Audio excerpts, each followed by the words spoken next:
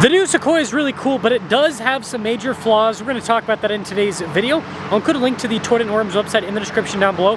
They have this Sequoia for sale, so if you're interested, check them out. Also include a link to my car buying guide. Let's get into it.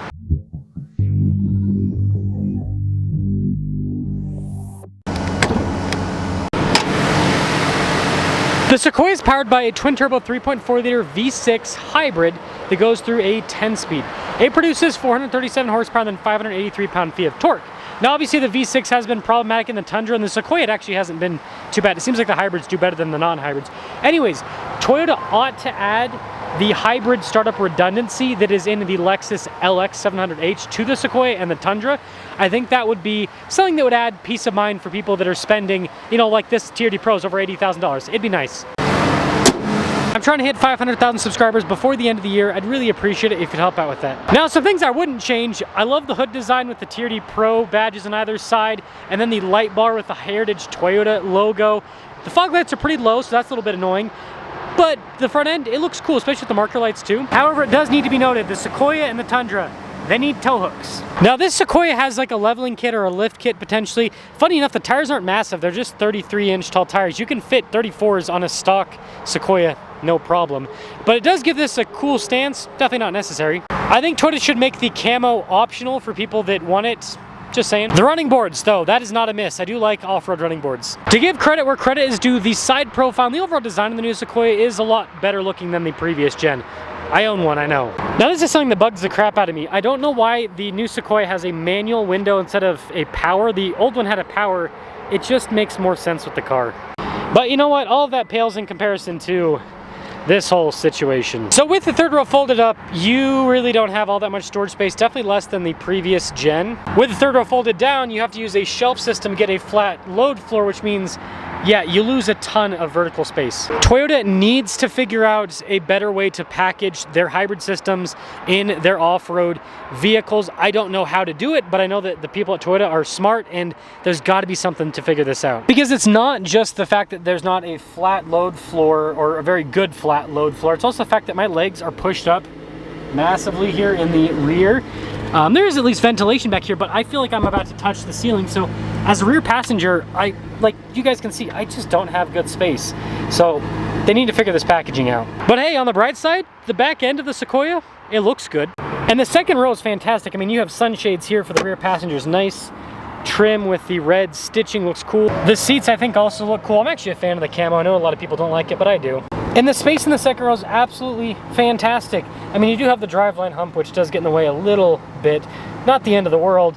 And then you've got your own climate zone, USB ports, a full outlet. You got more ventilation throughout the top, so it's actually a very nice place. And then if we take a look up front, we've got blind spot monitoring with the mirrors. We also have memory seats. The mirrors power fold in. Payload's pretty respectable, 13, 15. The front seats are nice. And by the way, this has over 20,000 miles, and these seats still look pretty much new. You also get a cool steering wheel with the red marker at the top, so kind of very Raptor-esque. Full digital gauge cluster with the new Sequoias. There's also drive modes. The previous gen didn't really, I mean, it had, you know, 8-track and everything, but it didn't really have drive modes. And then the 360 camera system is fantastic. The previous gen Sequoia TRD Pro didn't even have a 360 camera, so it's really nice. And there's even this nice off-road view with it. And then the infotainment system, it looks a little dorky on the dash that, you know, pops up a bit, but it's very easy to use and the resolution's great. All of the controls feel very kind of like chunky and rugged. You got heated ventilated seats. You've got shortcut buttons for everything, like, you know, 360 camera. It has a phone charging pad that's very easily to access. Rear locking differential, the previous gen didn't even have that. It only had a center diff lock. And then you've got the shifter here, which, again, nice actuation. This also has multi-terrain select crawl control. It's got a part-time four-wheel drive system. The previous gen had a part-time, so not really an upgrade there or downgrade. And then plenty of storage. And you know, these new Toyotas, they have like a kind of plasticky sound, but it doesn't really get worse over time. So it's like they kind of rattle right out of the bat, but it's not like when you drive they rattle. It's just that when you shake it, you can make some sounds. And then we do have a camera rear view mirror, and then a sunroof. So again, you've got similar equipment in terms of the sunroof, and then you get more equipment with the camera rear view mirror, which is nice for having a 3-row SUV. Now, the final flaw before we take it out, I think, is the pricing to an extent. The previous gen Toyota Sequoia TRD Pro was like a mid $60,000 MSRP vehicle. Now, the new Toyota Sequoia TRD Pro does have more equipment, but it's still over $80,000 for the MSRP, so yeah, it's a big price increase. Anyways, let's drive it. You know what? I'm hoping that Toyota at least makes some changes to the Sequoia, because here's the deal. This is just, yeah, we'll just go over it. My wife and I are currently selling our 2nd gen Sequoia, not because we have any problems with it, but I've talked about this on the channel. Basically, I'm going to be doing a long-term test on the new Lexus LX Overtrail. I want to see if Toyota's new powertrains are reliable, so I'm going to put like 30,000-40,000 miles on that car per year, push it to the limit, so that to see if we can trust these new Toyota powertrains. If it's the case that I go through that series and I find that the car's not problematic, the car's reliable, then I think that it would be safe to assume that this, having the same powertrain, obviously doesn't have the redundancy of being able to drive without hybrid assist, but anyways, having the same powertrain, we could trust it. And you know, maybe if my wife and I end up needing the space down the road, we don't need it right now, we only have 2 kids, but if we do need the space down the road, then maybe I would do a 3rd gen Sequoia. But there's also part of me that'd be like, you know what, if it happens that we need the space again, then probably just do another 2nd gen, because it is such, the 2nd gen is such a good car. Like, I don't understand how a manufacturer could, like, they made this car better in certain ways, but also they fumbled it, man. It's like the 2nd gen is like the V8's silky smooth, and this powertrain's smooth, it's got good torque. But then you have that with the independent rear suspension and no hybrid battery, so you have this flat load floor, tons of space in the back. And then you come to this and it's like, well, what were you thinking, Toyota? Like, yeah, this is more capable off-road, but like, Sequoia people don't take their cars off-road most of the time. Like, a few people will, but most people, you know, the Sequoia is the big Toyota family SUV. It's Toyota's Tahoe. And they made it way worse than a Tahoe when it comes to storage space in the back. So, what I will say is this, with the leveling kit and the mud terrains, is not a comfortable ride. It's pretty firm over the bumps, and the mud terrains, you can just constantly feel it chunking at the ground.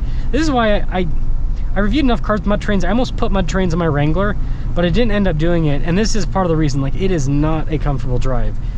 Sorry, as I was saying, with the mud terrains, you get more capability, but you can see it a lot of daily driving. It's got good power. What I will say is, sometimes there's a bit of lag on the bottom end with this powertrain.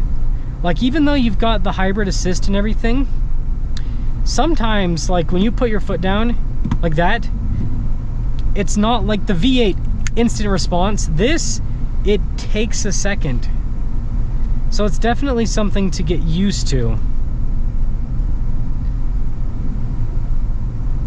You know, and that's just what turbo engines do. The fuel economy in these, I found, is not really that much better than the V8 version. So you kind of get lots of power, not really fuel economy, and you have not a huge fuel tank either.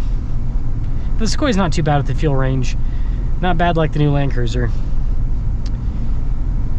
So overall, I like a lot of elements with this new Sequoia.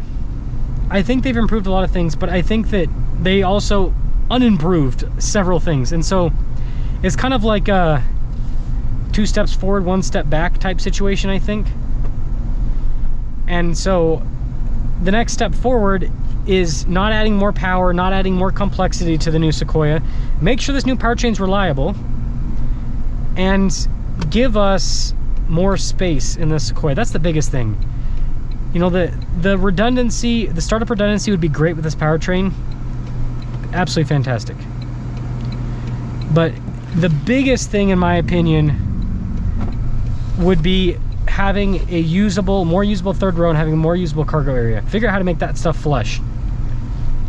I don't know how to do it, but like I said, people at Toyota are smart, so they can figure it out. And also, if you're gonna buy one of these Sequoias, just put bigger tires on a stock suspension like that.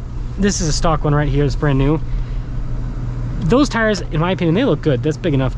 But you can go a size bigger. You can go to a 34, no problem. Just do that. Don't lift it, don't level it, because this is not bad, but like the stock one drives great. This is yeah, a bit rough riding.